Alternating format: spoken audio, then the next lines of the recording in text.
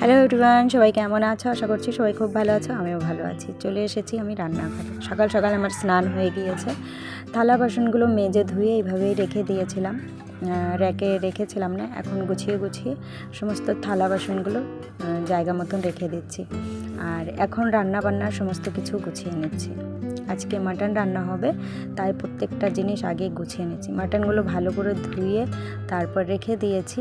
আর মাটনগুলো বাছতে একটু সময় বেশি লাগে, তো স্নান করার আগেই ওটা আমি করে রেখে দিয়েছিলাম। এখন আলু, টমেটো, পেঁয়াজ এইগুলো কেটে নেব।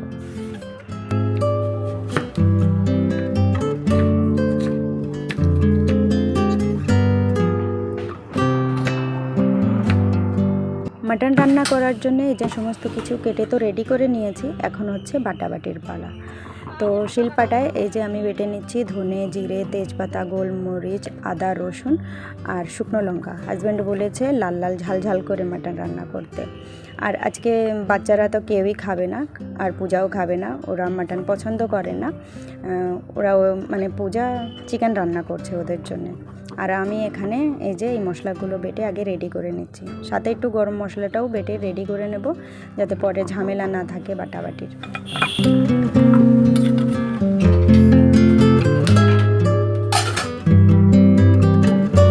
ভাত বসিয়ে দিয়েছি। এখন এই যে মাটন রান্না করার জন্য আগে আমি আলুগুলোকে ভালো করে ভেজে নিচ্ছি।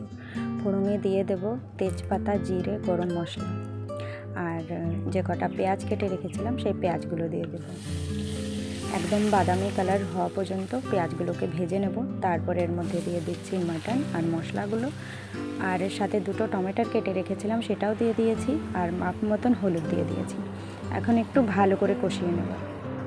স্বাদ মতন লবণটাও দিয়ে দিচ্ছি। অনেক সময় কষাতে কষাতে বায়না চলে আসে যে কষা মাংস খাবো, যার জন্যে আগে লবণ দিয়ে দিয়েছি।